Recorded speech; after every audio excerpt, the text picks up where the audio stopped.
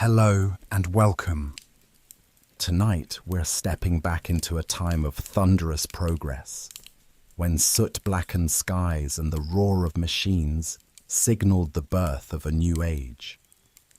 This is the story of the Industrial Revolution, how it began, what it changed, and what life was truly like for those who lived through it. So if you're ready to unwind, settle in and let your thoughts drift through the smokestacks and cobbled streets of a world in transition. Make sure to subscribe and turn on notifications so you never miss another peaceful journey through the past. Now let's begin. Before the clatter of machines, before the railways carved through countryside and coal stained the skies, there was silence. A still world of simple rhythms and slower days. Most of humanity lived in villages, hamlets, and small towns, scattered like seeds across vast open land.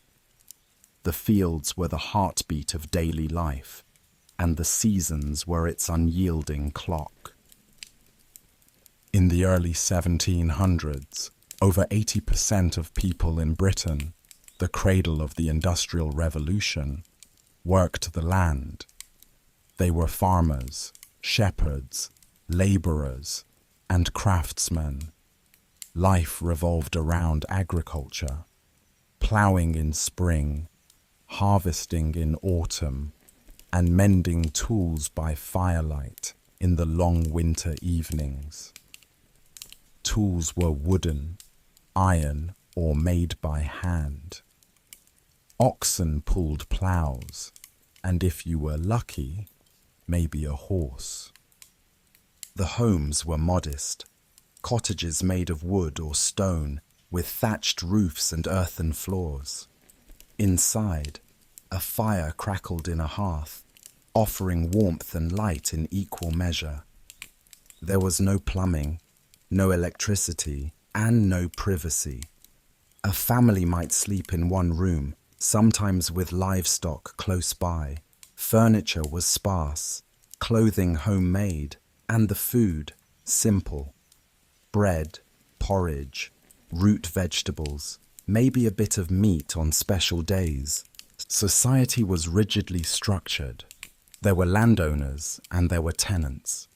Wealth was inherited, not earned, and most people never travelled beyond their parish boundaries. Life expectancy hovered around 35 to 40 years. Diseases spread easily. Medical care was rudimentary at best, and death was a frequent, familiar visitor. Children didn't have childhoods as we understand them today. From as young as 6 or 7, they helped with chores, tended animals, and learned their trade or family duties. School, if it happened, was a luxury. Most people couldn't read or write, and knowledge passed from mouth to ear through stories, songs, and tradition. But there was a rhythm to it, a sense of place and purpose. People knew the names of every neighbor, the scent of every season, the whisper of the wind through familiar trees. It was a world of strong communities and shared hardships. The village green was not just a space, but a center of life. May Day dances, harvest festivals, and church bells marking time. Religion loomed large. Sunday was sacred, and the village church was the moral compass of daily existence. Sermons preached order and obedience, reminding the poor that suffering was part of life, and the afterlife was their true reward. Authority was not questioned. Kings ruled by divine right, and the class system seemed as fixed as the stars. Technology, such as it was, moved slowly. A spinning wheel, a windmill, a loom, each tool was labor-saving in its own quiet way. But the idea that machines could replace muscle and reshape entire economies, that notion had not yet been born. The world was natural, slow, and deeply personal. The land was not just where you lived, it was life itself. To lose your land was to lose your livelihood, your home, your security. For centuries, common land had been shared among villagers, grazing space for animals, wood for fires, berries for baskets. But now, whispers were beginning to stir, of hedges going up, of landowners enclosing fields, of traditions unraveling. It was the quiet before the storm, because soon, very soon, a change would come. Not all at once, but piece by piece.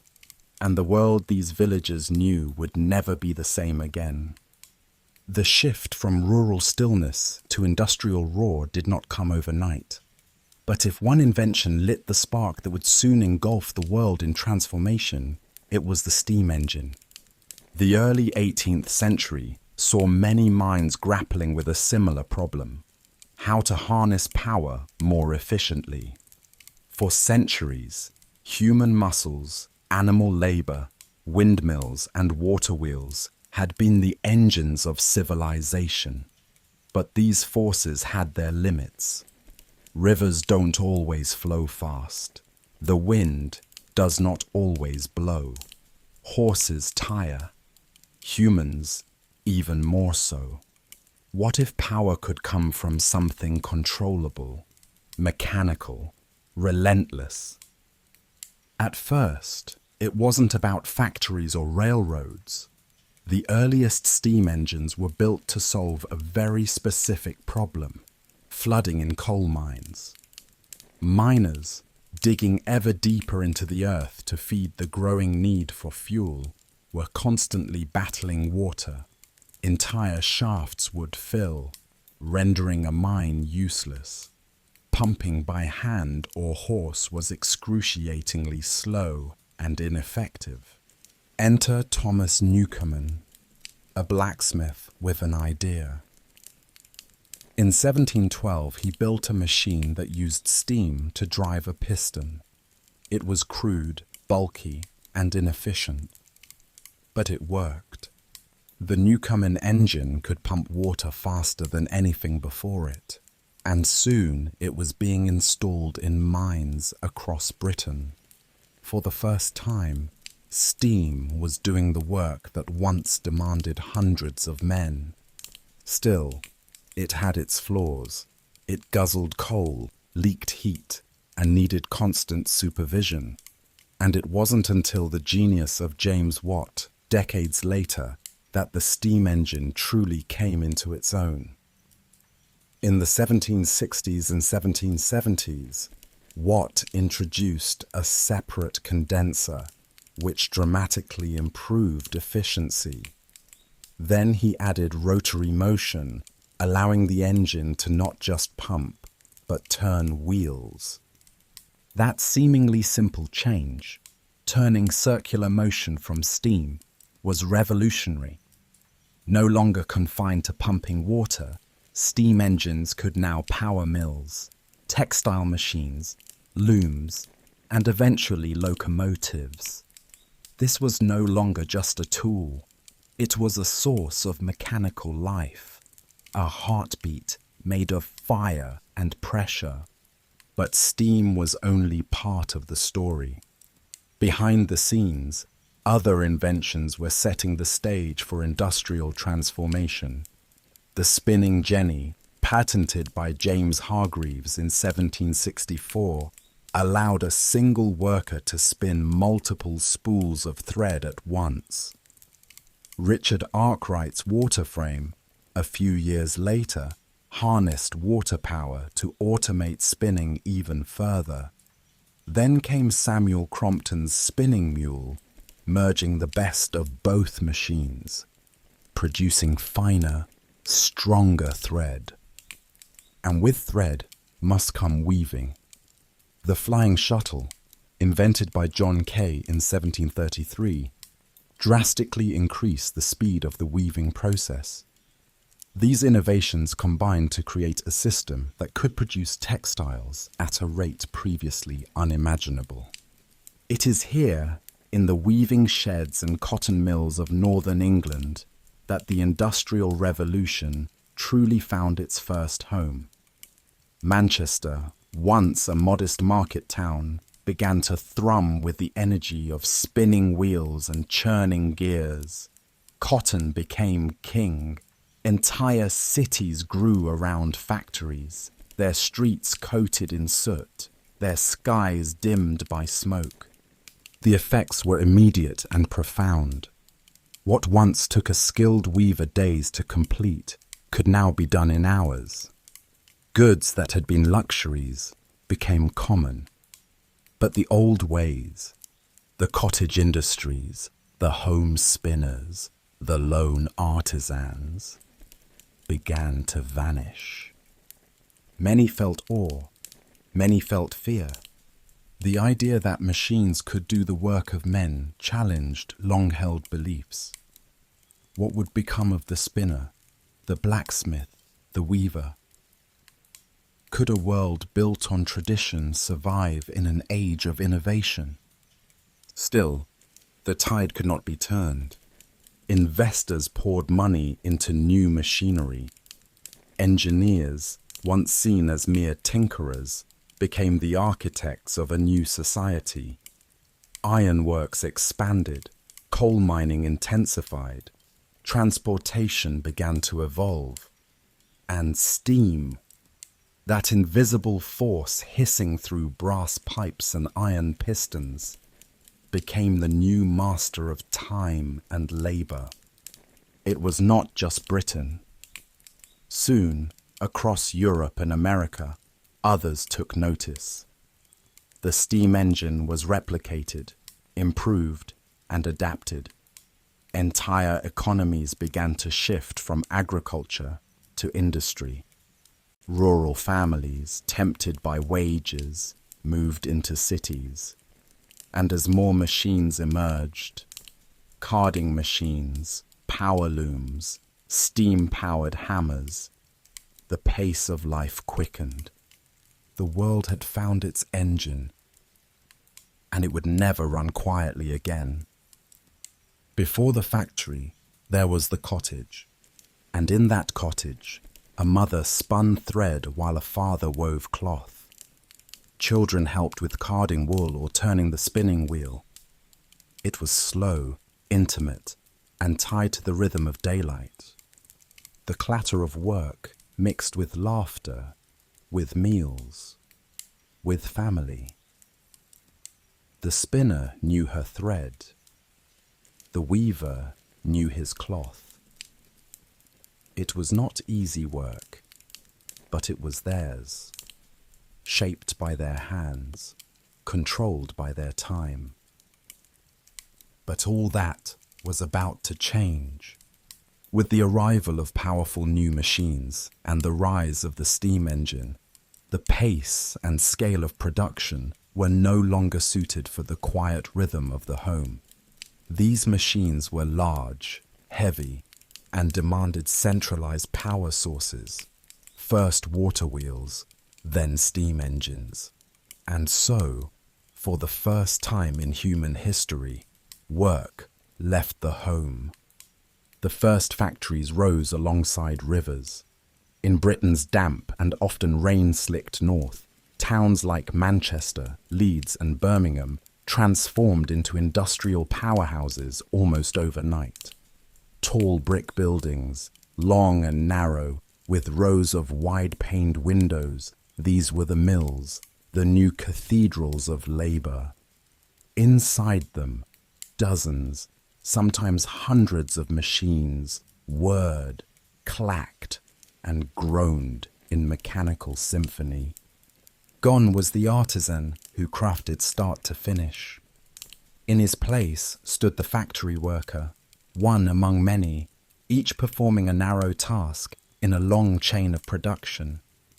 You no longer needed years of apprenticeship. You needed hands, hours, and obedience. The factory was more than a building. It was a system. Timetables replaced natural rhythms. Work began with the factory bell, not the sunrise. 12-hour shifts were common, sometimes stretching to 14 or more. Breaks were rare. Supervisors patrolled the floors with sharp eyes and stricter rules. Fines were handed out for lateness, talking, or slowing down. Inside the mill, the air was thick, with cotton dust, oil, and heat. The noise of hundreds of machines made conversation nearly impossible.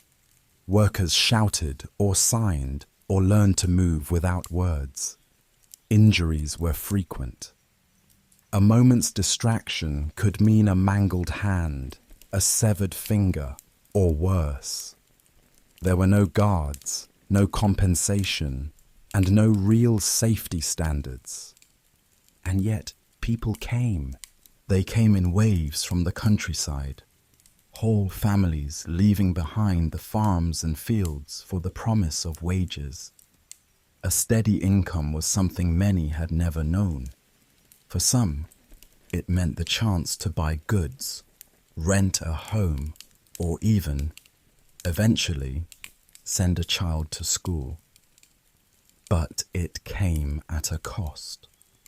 The rows of cottages once surrounded by open fields gave way to rows of cramped tenements, built hastily to house the growing labor force. These narrow brick homes often lacked proper plumbing, ventilation, or space. Dozens might share a single outhouse. Streets overflowed with refuse.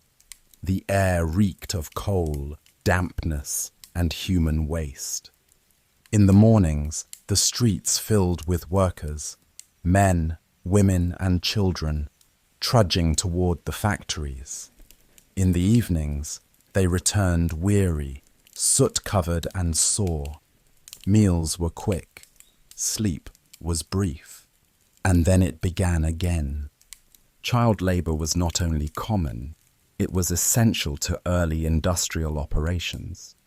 Children as young as 5 or 6 worked as doffers, piecers, and scavengers. Their small hands were ideal for crawling under running machinery to collect fallen fibers or untangle threads. It was dangerous. Children lost fingers, hands, and sometimes their lives. Yet their wages, meager as they were, helped keep families afloat. And so they worked. Sleepy-eyed, barefoot, and malnourished, they trudged into factories before dawn and emerged long after dusk. Their playtime was stolen. Their childhoods dissolved into the spinning of wheels and the beating of looms. Factory owners grew rich. Many were industrialists, sharp-minded, ambitious, and often ruthless. Some, like Richard Arkwright, became icons of progress, praised for their innovation. Others were absentee landlords, never setting foot on the factory floor, content to let managers squeeze every last ounce of labor from their workers. But not all owners were heartless. Some did attempt reforms, shortening workdays, improving housing, even offering education for child workers. These exceptions, however, were few, and the pressures of competition often pushed even the well-meaning toward exploitation. Outside the factory, society itself was changing. The idea of time, once fluid and natural, became rigid and mechanical. Workers began wearing watches. Bells and whistles dictated the pace of life. Efficiency became a virtue. Slowness became a sin. The factory system was the birth of mass production, making more, faster, and cheaper than ever before. Textiles flooded the markets. Clothing became affordable. Goods that once took days to make were now produced by the thousands. The modern consumer society had been born, but it came with a paradox. Even as the world grew richer, the lives of many became poorer in spirit. Their hours sold, their freedom traded for survival. The factory did not just produce cloth or iron, it produced a new kind of human life, one defined not by craft or land, but by labor and time cards. The cottage faded into memory, and the factory stood in its place, towering, noisy, relentless, a symbol of progress and a prison of routine. As factories multiplied, so too did the cities that housed them. Fields once rich with wheat and barley became plots for bricks and chimneys. What were once sleepy villages turned into sprawling towns, and then into the dense, heaving lungs of a new industrial world. These were the industrial cities, pulsing with energy, stained with soot, and alive with the sound of progress. Manchester, Birmingham, Sheffield, Leeds, Glasgow, Liverpool, Birmingham. Places that had been rural hamlets not so long ago now found themselves crowded with people, machinery, and an endless need for labor. And from the moment you stepped off the cart or train into the city, you felt it. The noise, the hiss of steam, the clatter of iron on stone, the call of street vendors, the clang of blacksmiths, and the distant hum of spinning machines. But above all, you noticed the smoke. Thick, heavy smoke. It poured from the chimneys like rivers in the sky, blanketing everything in a fog of ash and coal dust. Clothes hung out to dry came back dirtier. Whitewashed walls turned grey. The very air tasted of iron and fire. Yet despite the filth, the noise and the chaos, people kept coming. By the tens of thousands. Families from the countryside, immigrants from Ireland and beyond, all searching for something better, for work, for survival, for hope. They found shelter where they could. Most ended up in narrow, hastily built row houses crammed along unpaved streets. These homes were stacked close together, back to back, with thin walls, leaking roofs, and no indoor plumbing. Rooms meant for 4 now held 8 or 10. Beds were shared in shifts. Day workers slept at night. Night workers slept by day. Privacy was a luxury few could afford. Entire families often shared a single room. Infants slept beside looms. Children crouched near fires with bowls of thin gruel. The floorboards creaked with every movement. Rats scurried in the corners. And the smell of coal smoke, unwashed bodies, damp fabric, and open sewage lingered always. In these cramped quarters, illness spread quickly. Cholera, typhoid, tuberculosis. These were not abstract dangers. They were everyday terrors. With no clean running water, no organized sanitation, and only primitive medical care, even a small outbreak could sweep through neighborhoods like fire. Children died young, mothers wept, and the cities kept growing. Streets, if you could call them that, were often muddy and uneven. They became rivers of refuse after rain. There were no garbage collectors, and waste from chamber pots was flung from windows or dumped into open gutters. The stench could be overwhelming. Dead animals rotted in alleys. Flies buzzed thick around butcher shops and markets.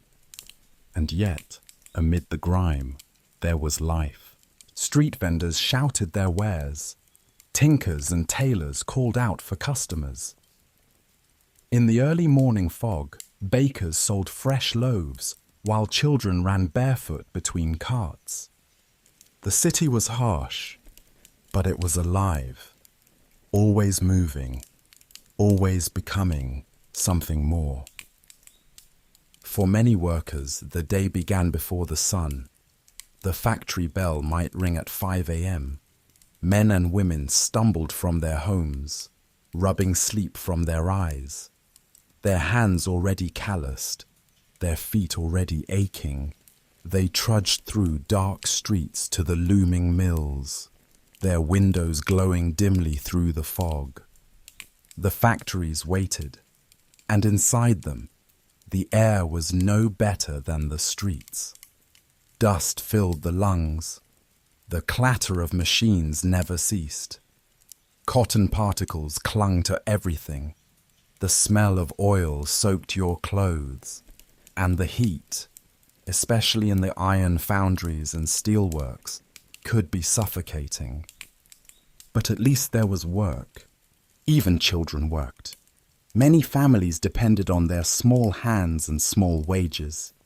A child might spend 12 hours crawling beneath looms, clearing jams or cleaning bobbins.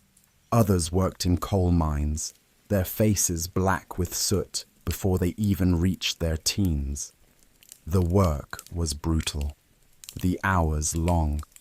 Injuries were common, but to complain was dangerous, to organize, even more so. Factory owners controlled wages, housing, and even law enforcement in some towns. Those who spoke out risked losing everything.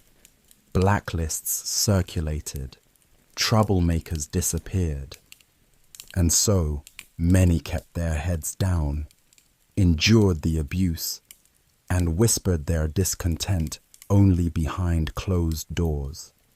Yet slowly, life outside the factory walls began to take shape.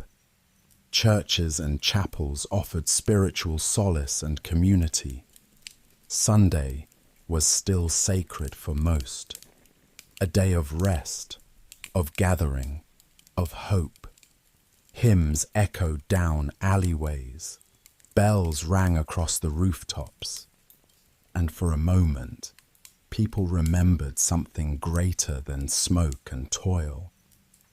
Markets bustled on weekends.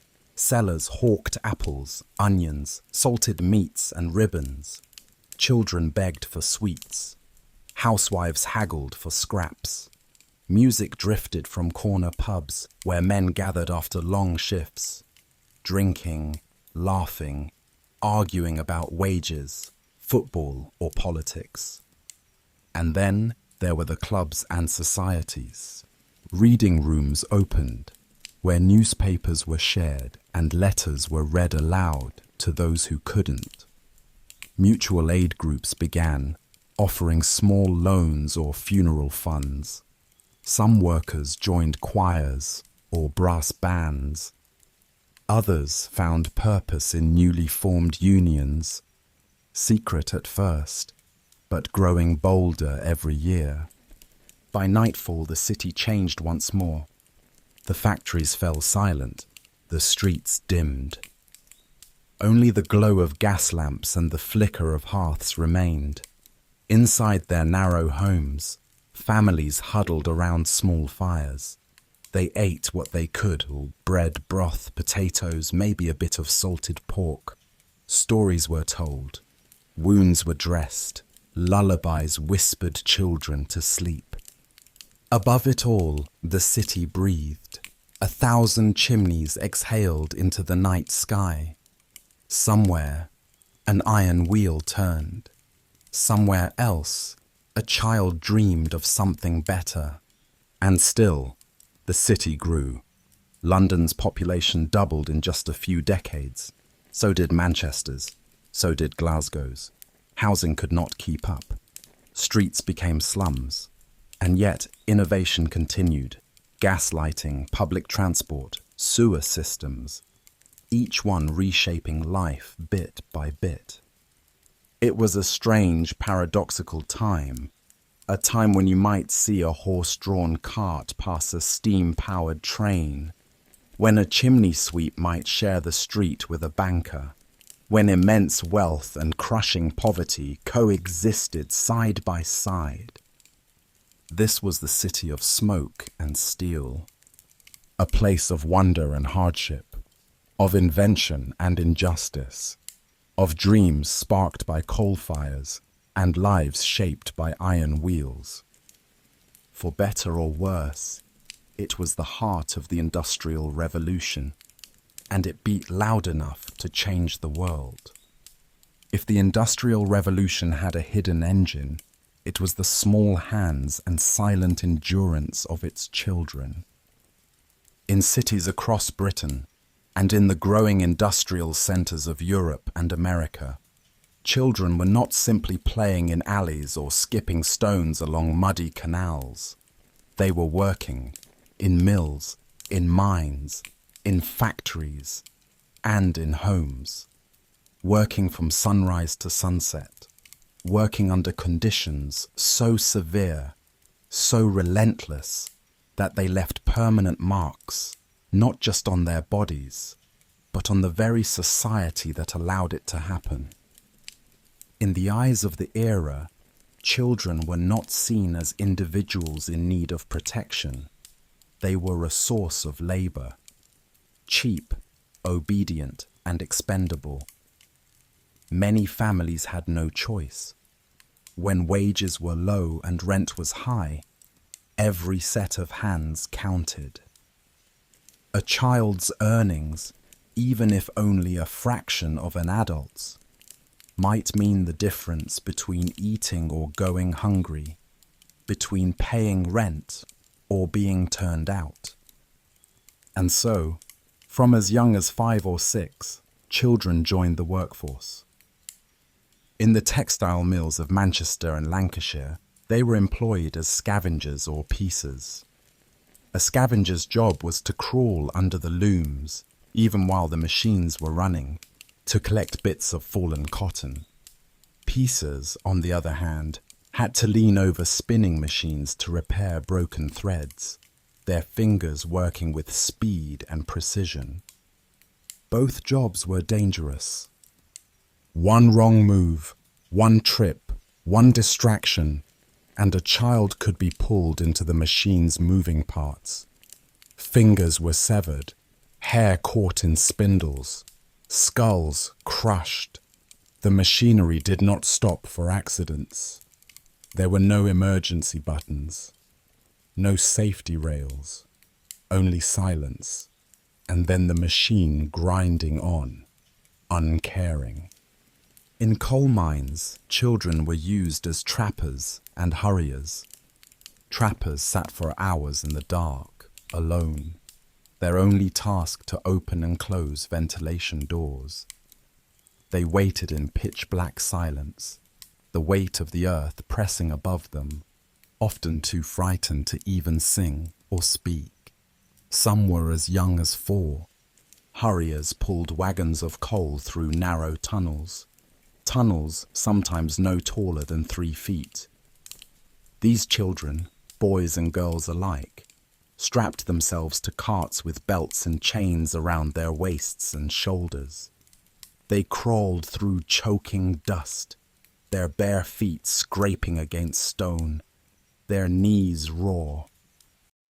In the mines of Yorkshire and Wales, this was considered normal. Other children worked as chimney sweeps, slipping into the flues of wealthy homes to clean soot and ash. The job was claustrophobic and perilous. Some boys became trapped, their cries muffled by layers of brick. Many developed lung diseases. Some were burned alive by fires lit too soon by impatient employers.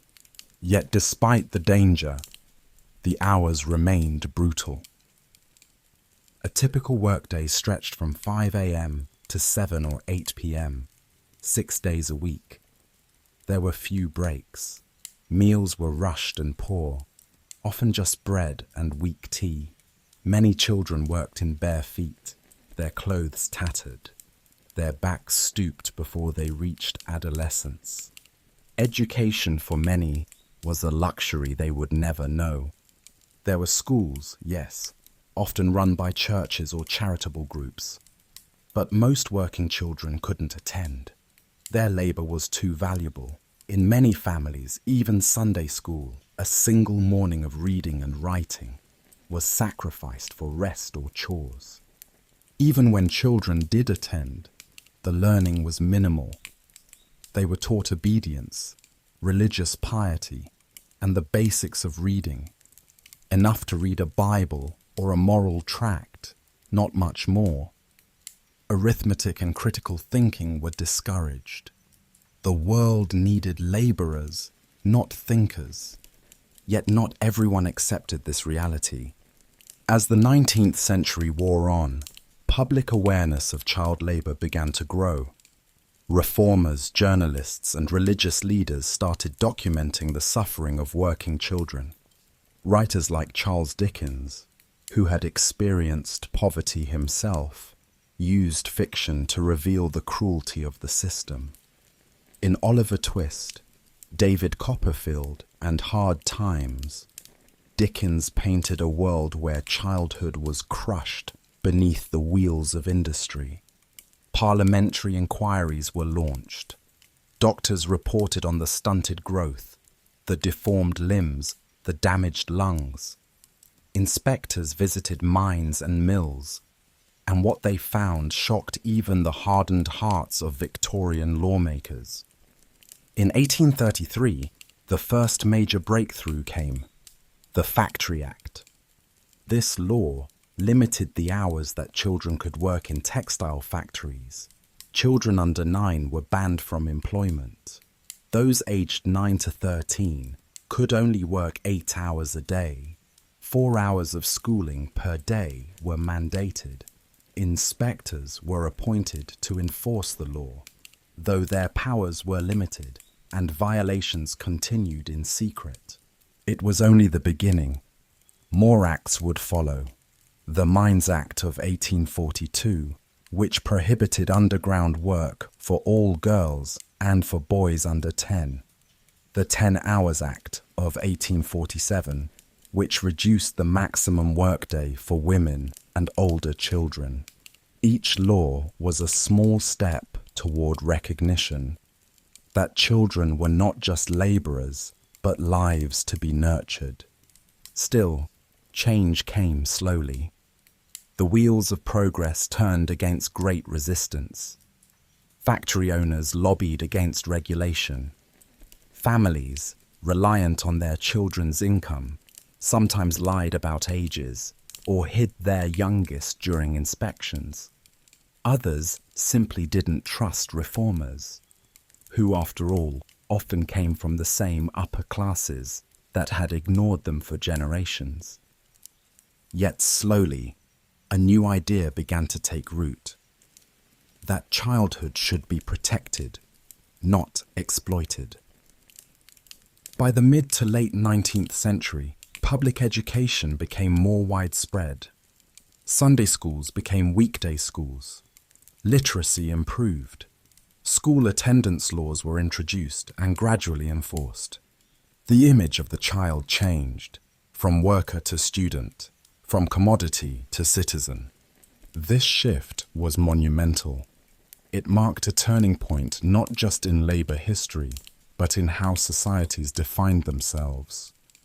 A world that once viewed children as economic assets began to see them as futures, fragile, valuable, deserving of care.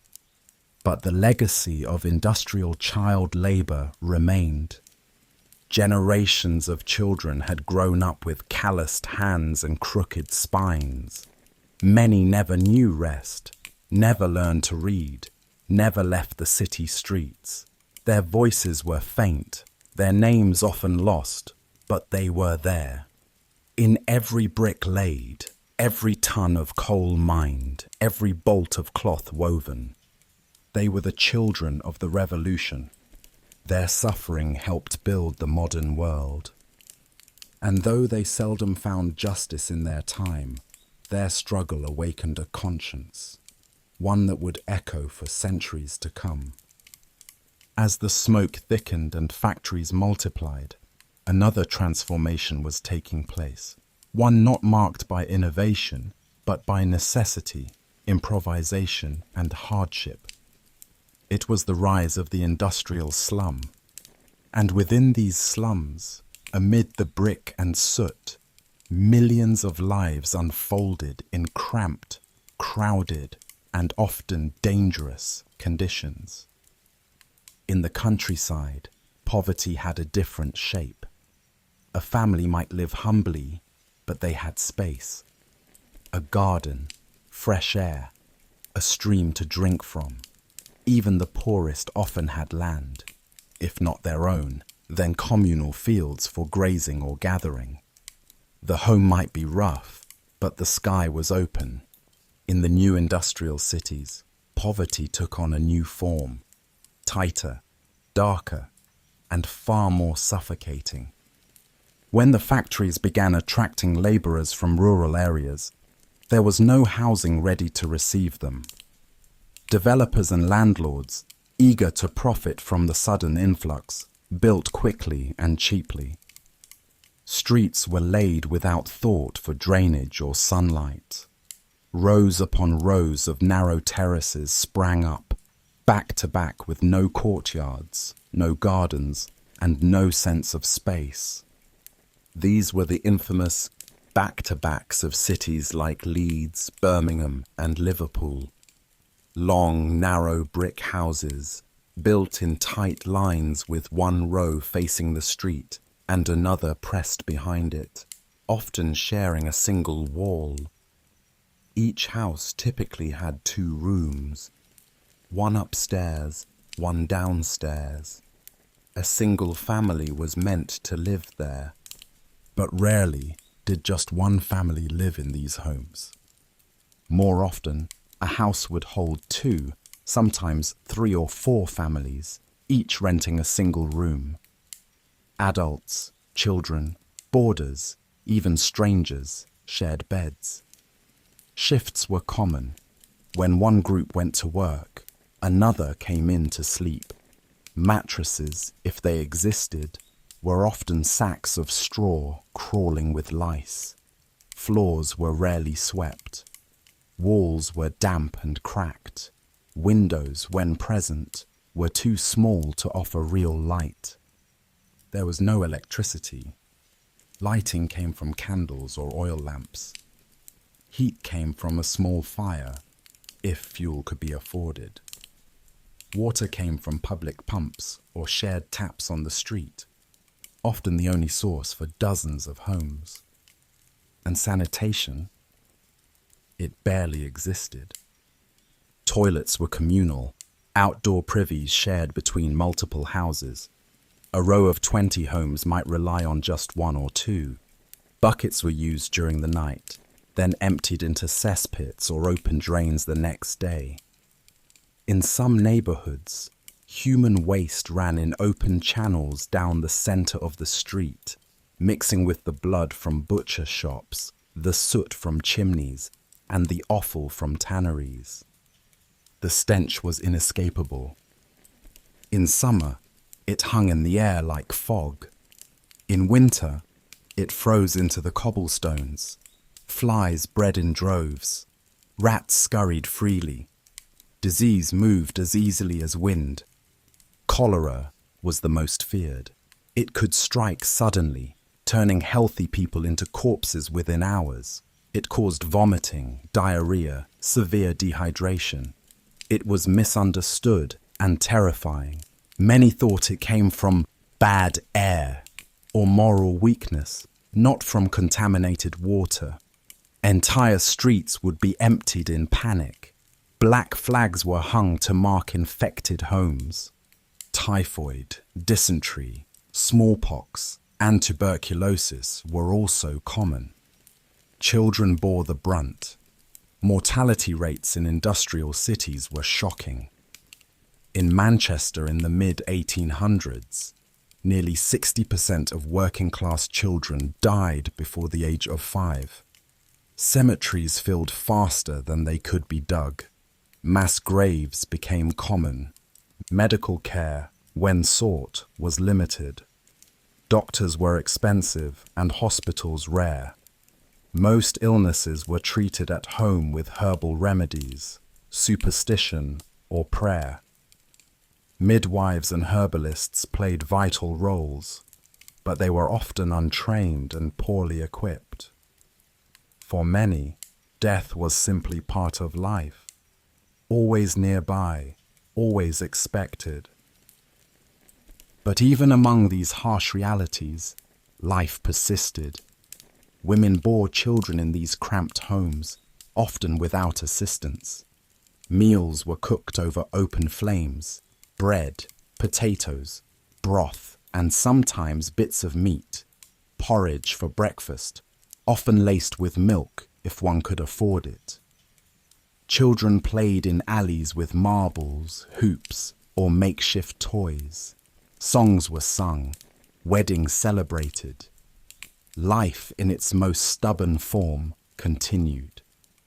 Some homes took in boarders or lodgers to cover rent.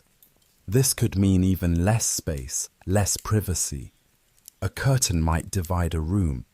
A blanket might separate the sick from the healthy. But the pennies paid by a lodger might mean the difference between a meal and hunger. Work followed people home. Laundry hung over fireplaces, drying slowly in the smoky air. Some women took in piecework, sewing, mending, spinning scraps. Others sold goods on the street. Children fetched water, ran errands, cared for siblings. Everyone contributed. And while the working-class districts were suffocating in their closeness, they also bred resilience. Neighbors became family. People looked after one another. Midwives helped at births. Neighbors shared food when they could. In moments of grief, communities came together in powerful, quiet solidarity. At the same time, the contrast with wealth was glaring. In the same city, often only a few streets away, the middle and upper classes lived in entirely different worlds. Their homes were larger, cleaner, and private. They had access to doctors, to clean water, to warm fires and libraries. They read newspapers detailing the condition of the poor while sipping tea beside marble fireplaces. This disparity did not go unnoticed. Writers, journalists, and reformers began visiting the slums, documenting what they saw. Friedrich Engels, in The Condition of the Working Class in England, painted a harrowing picture of filth, disease, and misery. Others took up the cause, drawing attention to the shocking conditions just a stone's throw from prosperity. Over time, public pressure began to grow. Local governments began investigating. New laws were proposed. By the late 1800s, efforts to improve housing and sanitation began to take hold. Public health acts mandated sewage systems, cleaner water, and inspections. Model housing projects were attempted, but change was slow, and for decades, the industrial poor continued to live in conditions more medieval than modern. Some employers took matters into their own hands. Philanthropic industrialists like Titus Salt and George Cadbury built planned communities for their workers. Saltaire and Bourneville, where homes were clean, green spaces were prioritized, and health was a priority. These were exceptions, not the rule. Still, they showed what was possible. Eventually, as labor unions gained power, wages improved, and urban planning matured.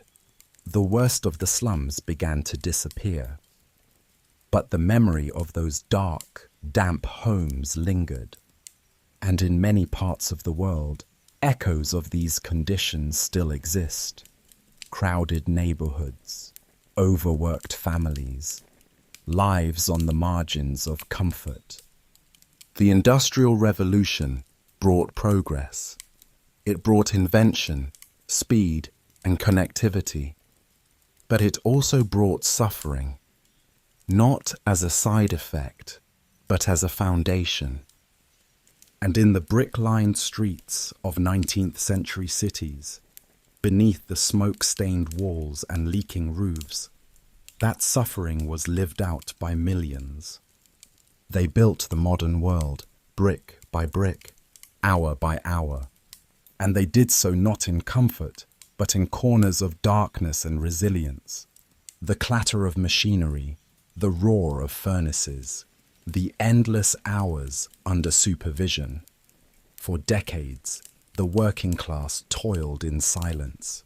They labored in mills and mines, brickyards and blast furnaces, bound by poverty, necessity, and the unrelenting rhythm of industrial time. But silence does not last forever. Eventually, in the cramped tenements and shadowed alleys of industrial towns, a new voice began to rise. A voice of protest, of solidarity, of awakening. This chapter in the Industrial Revolution is not one of invention, but of resistance. By the early 1800s, the average industrial worker had no legal protection, no minimum wage, no safety standards, no benefits. If you were injured on the job, you were fired. If your child died in a mill accident, no one was held accountable. If wages dropped, and they often did, you had no recourse. You could starve or leave. But leave to where? The countryside was no longer an option for most, and so workers began to organize, first in whispers, then in meetings, and finally in movements. At first, these gatherings were illegal. The Combination Acts of 1799 and 1800 in Britain outlawed collective bargaining. Workers were forbidden to band together, to strike, or to form associations. Employers, backed by law, could dismiss organizers or even have them arrested. But repression only strengthened resolve. In the dark back rooms of pubs, in the quiet of chapel basements, workers met. They shared stories of mistreatment. They read pamphlets. They taught each other to read, to write, to organize. They formed early trade societies, fragile, secretive, but determined. One of the first great uprisings came not from factories, but from the looms of cottage weavers, the Luddites. In the early 1810s, as industrial machines replaced handloom weavers, thousands of skilled workers found themselves obsolete. Their art, the delicate weaving of cloth, was now mimicked by power looms operated by unskilled laborers. Wages plummeted, pride vanished. And so, under cover of night, the Luddites attacked. They smashed machinery, broke into mills, and destroyed frames.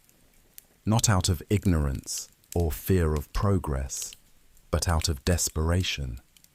Their livelihoods were disappearing. Their crafts were being mechanized. Their children were starving. The government's response was swift and brutal. Troops were sent in. Frame breaking was declared a capital offense.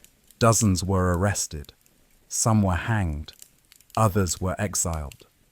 But even as the Luddite movement was crushed, the idea it carried, that workers could resist, remained. In the following decades, protests flared like sparks across Britain and beyond. In 1831, in the town of Merthyr Tydfil in Wales, coal miners and ironworkers rose in rebellion. Starving and unpaid, they stormed the town, seized documents from debt collectors, and raised the red flag, the first recorded use of the symbol in British protest. The military was called in. Dozens were killed. One man, Richard Lewis, known as Dick Penderyn, was executed, later believed to be innocent. His name became a martyr's cry. Meanwhile, the Chartist movement was gaining ground. Chartism, born in the 1830s and 1840s, was not just a labor movement, it was political. The Chartists demanded democratic reforms, voting rights for all men, secret ballots, equal electoral districts, and payment for members of parliament so working-class people could afford to run for office. Their charter was a cry for representation in a system that ignored them. They held mass rallies, circulated petitions with millions of signatures, staged strikes. At its height, Chartism was the largest working-class movement Britain had ever seen.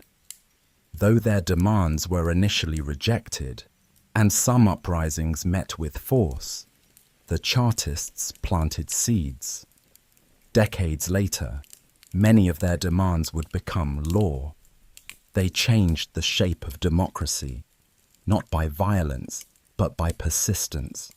And amid all this, the labor unions began to grow.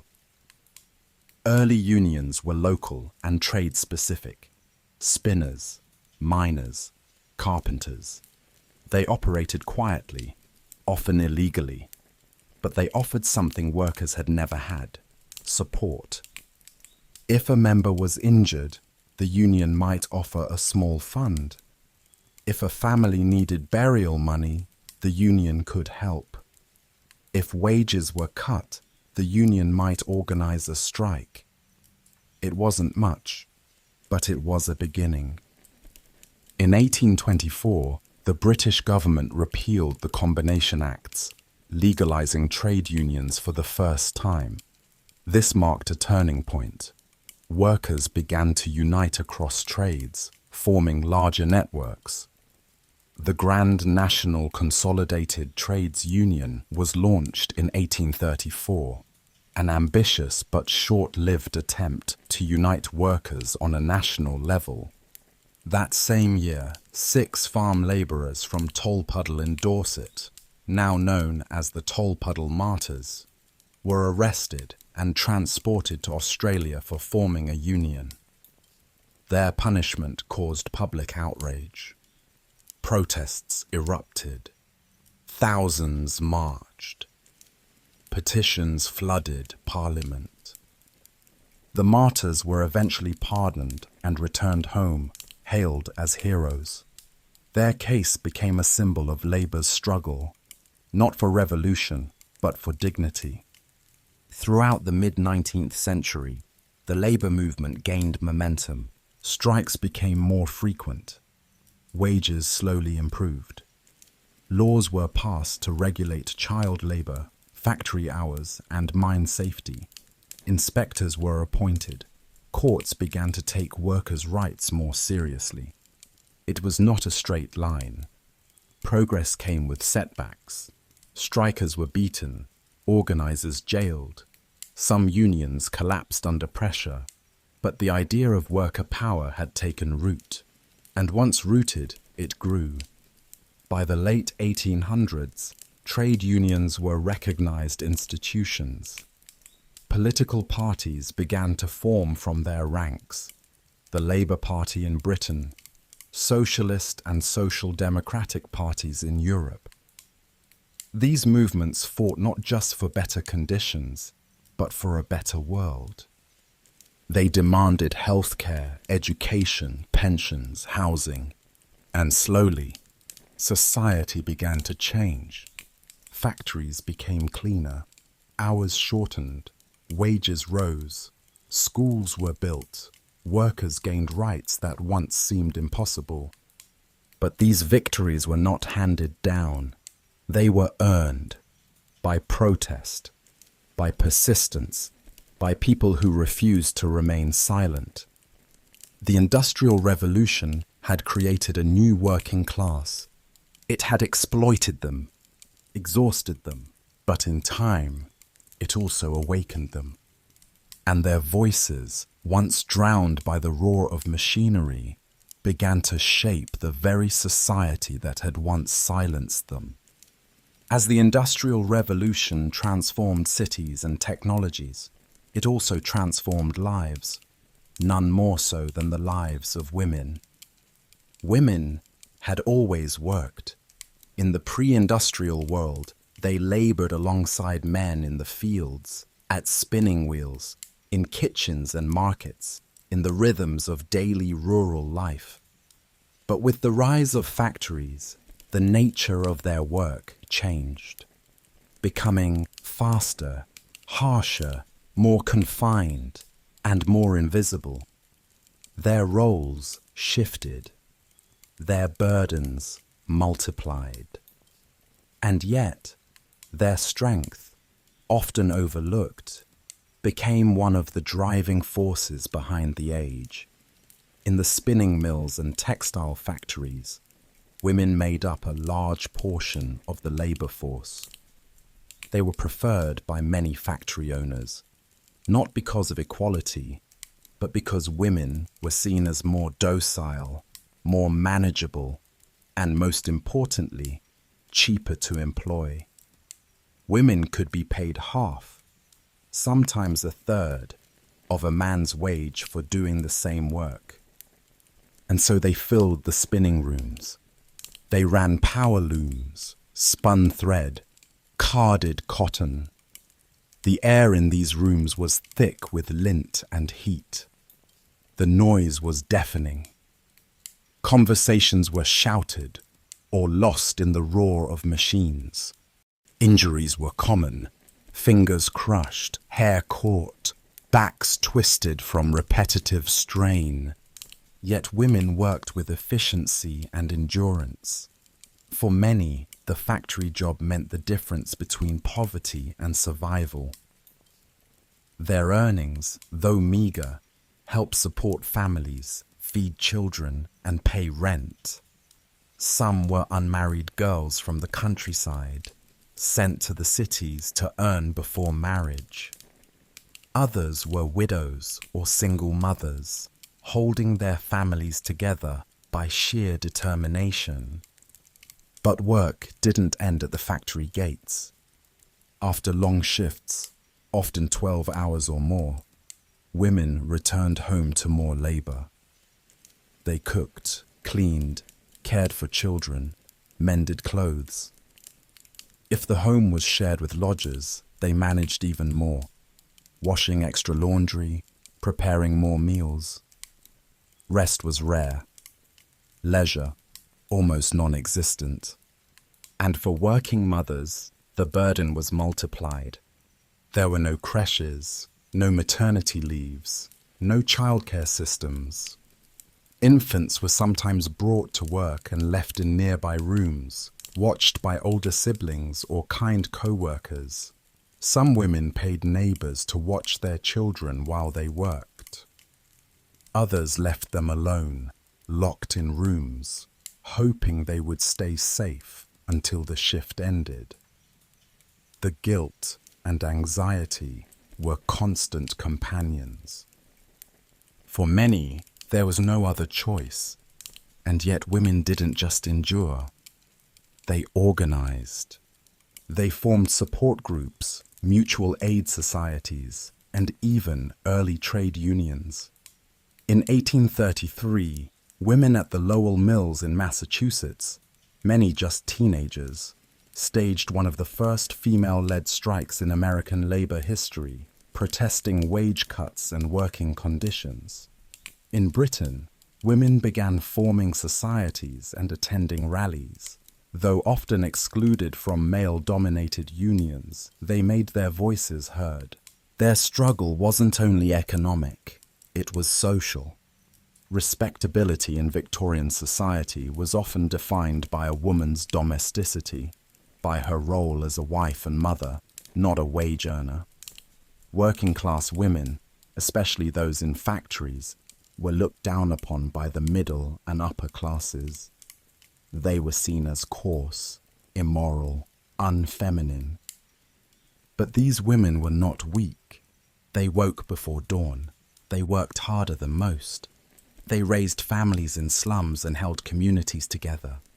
They carried grief on their backs, the deaths of children, the abandonment of husbands, the wear of illness, and still showed up every day to work and to care.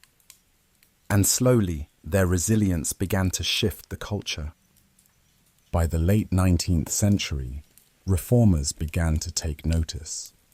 Women like Florence Nightingale, Elizabeth Gaskell, and Josephine Butler wrote and spoke on behalf of working women. They exposed the exploitation, the overcrowding, the double standards. Campaigns for better wages, shorter hours, and safer workplaces began to take hold. At the same time, the women's suffrage movement was gaining momentum. Though not directly tied to industrial labor, the fight for voting rights shared the same roots. A demand for recognition, for agency, for voice. Women who had once been silent in the spinning rooms now stood at podiums, organized marches, signed petitions. They were no longer just workers or wives. They were activists. Some factories employed female overseers, rare but respected. Others opened schools and reading rooms for female employees. Campaigns for women's education flourished. Middle-class women, too, began to join the fight, bridging class divides in moments of solidarity. Still, the struggle continued. Sexual harassment was rampant in the workplace.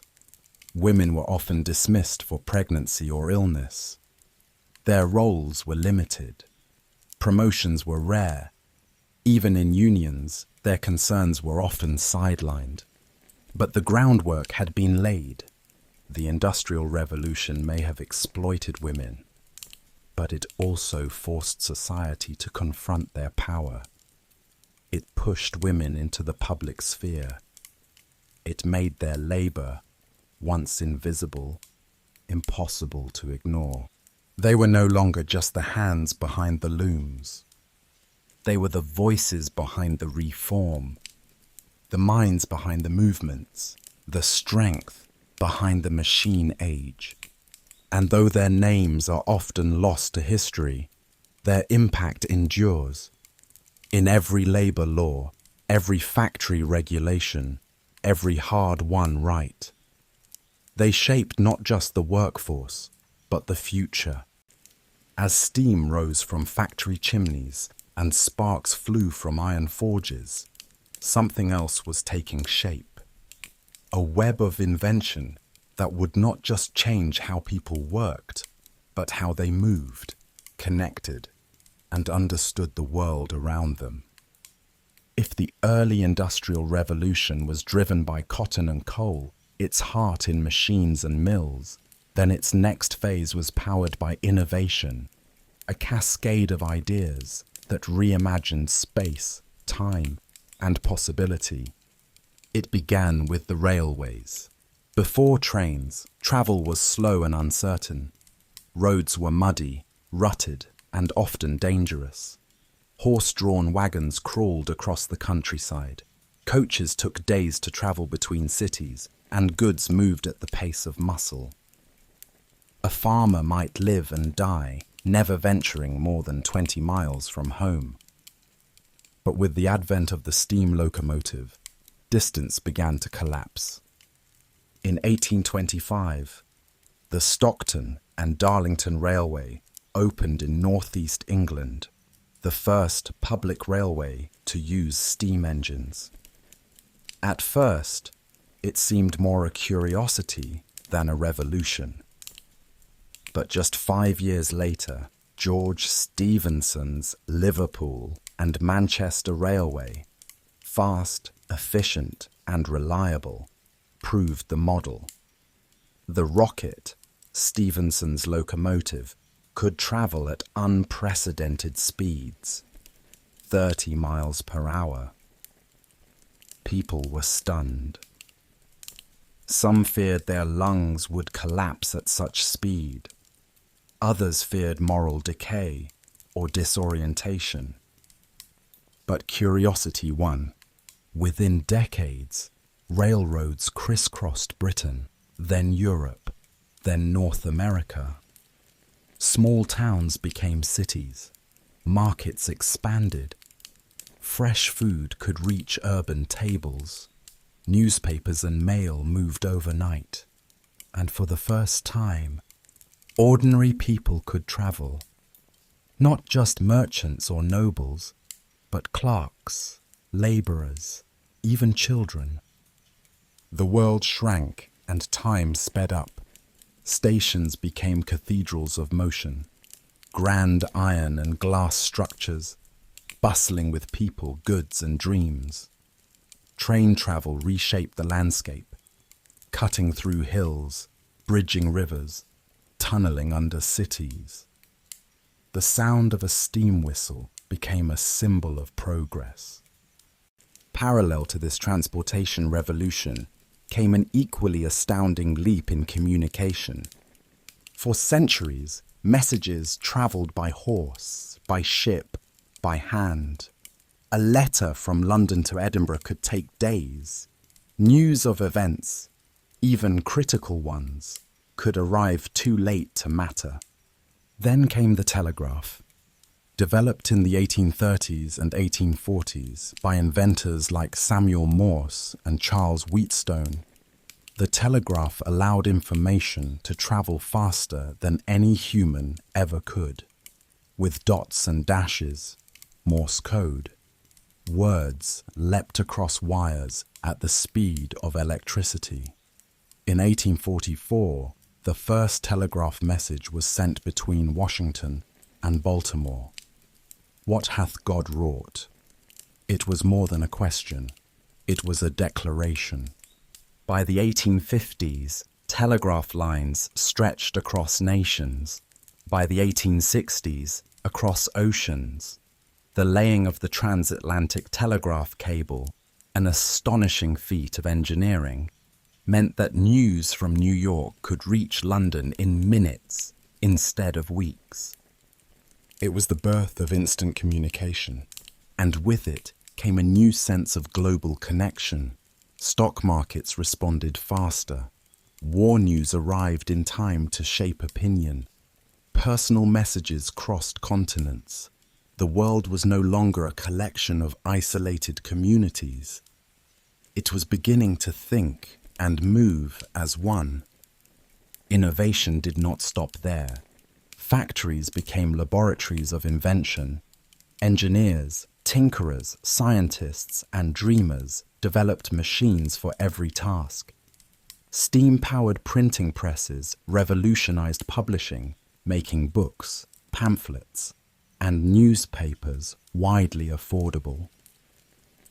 Agricultural machines, like mechanical reapers and seed drills, transformed farming, increasing yield, reducing labor, and allowing surplus workers to join the industrial workforce. In cities, gas lighting brought illumination to streets and homes. Nights grew longer, safer. Shops stayed open. Theaters thrived. And though gaslight flickered and hissed, it was a marvel to those used to the soft glow of candles. In homes, sewing machines made clothing production faster and more accessible. Kitchens saw new stoves. Washboards became ringers. Each small change altered the pace and rhythm of daily life. Innovation extended to science and medicine as well. Microscopes improved.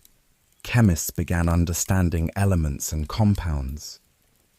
The concept of germs, tiny organisms causing disease, began to take hold, leading to cleaner hospitals, better sanitation, and eventually vaccines and antiseptics. Even the human body was being studied in new ways. Anatomy, surgery, public health, all advanced rapidly. Cities began investing in sewers, clean water, and hospitals, reducing the spread of disease. And though inequality still persisted and progress remained uneven, the belief in a better, more connected world was taking root. For the first time, humanity was no longer limited by muscle, by distance, or by silence. People could travel far, speak across oceans, read, write, share ideas on a massive scale. And this transformation, born of fire and steam, of wires and wheels, redefined not only what people could do, but who they thought they were. Citizens of a new age, witnesses to a new world. By the end of the 19th century, the world had changed beyond recognition. Smoke still curled from chimneys. Steam engines still hissed down iron rails. But beneath the surface, something deeper had shifted. Not just in cities and machines, but in the very fabric of how people lived, worked, and thought. The Industrial Revolution had ushered in an era of relentless transformation, vast, sweeping, and often painful. It broke the boundaries of the old world. It created wealth, altered empires, and laid the foundations of the modern age. But it also left scars. To understand the legacy of the Industrial Revolution, we must trace its twin threads, one of progress and one of consequence. On one side, it brought unprecedented advancement. People who had once lived entire lives in rural isolation could now travel by rail, read the news, send letters across oceans. Goods that were once luxuries, cotton shirts, paper books, cast iron stoves, became accessible to the working class. Life expectancy began to rise. Infant mortality began to fall. Scientific discovery accelerated. Cities became centers of art, learning, and innovation. Democracy grew alongside industry. The voices of the working class, once ignored, began to echo in parliaments and congresses. The idea that all people deserved education, representation, and dignity, ideas once radical, entered the mainstream. Unions fought for rights. Reformers built schools, clinics, libraries. The gears of change, once set in motion, did not stop. And yet, for all its brilliance, the revolution left deep shadows. The cost of progress had been paid in hardship, in child labor, in slums, in soot-filled lungs and mangled limbs. Entire generations worked and died without ever tasting the prosperity they helped create. Inequality widened before it narrowed. Empires expanded, fueled by industrial power, often at the expense of colonized peoples. The environment, once considered infinite, began to show strain. Rivers ran black with dye and waste. Forests were cut for fuel and building. Coal mines scarred the land. The very air in cities turned grey, a fog of industry that obscured the sky for decades. The seeds of today's climate crisis were planted in those early furnaces and smokestacks. And socially, the rupture between tradition and modernity caused dislocation. The village way of life, slow, communal, rooted in place, was replaced by the anonymity of city life, by the rhythm of the clock and the demands of the factory. Some welcomed it. Others mourned what was lost, but no one could ignore it. By the dawn of the 20th century, the world stood on a new threshold. Electricity was replacing gaslight. Automobiles were appearing on city streets. Flight was no longer a dream. Radios were whispering through wires. The seeds sown during the Industrial Revolution were beginning to bear fruit no one could have imagined. And still, the echoes of the past lingered. The factory bell may no longer ring at 5 a.m., but the culture of productivity, of work as identity, of speed over stillness, endures. The labor movements born in coal mines and textile mills now fight in office buildings and warehouses. The same questions remain. How much is a day's work worth? Who benefits from innovation? What do we owe to each other? In education, healthcare, transportation and housing, the scaffolding of modern life, we see the fingerprints of that era. The desire to improve, to build systems, to make life better through effort and ingenuity. These ideals were forged in those early foundries. And so, the legacy is complex. It is a story of both triumph and tragedy, of brilliance and brutality, of what happens when human ambition meets the tools to reshape the world.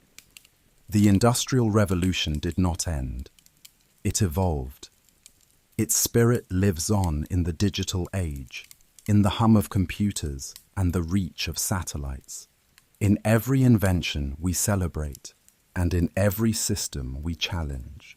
And so, as we fall asleep tonight, we do so in a world shaped by those who came before, by the hands that built the railways, the minds that wired the telegraph, the hearts that demanded justice in the shadows of the mills. Let us remember them. Let us learn from them. And let us carry forward the light they sparked, with eyes open to both its brilliance and its burden. Good night.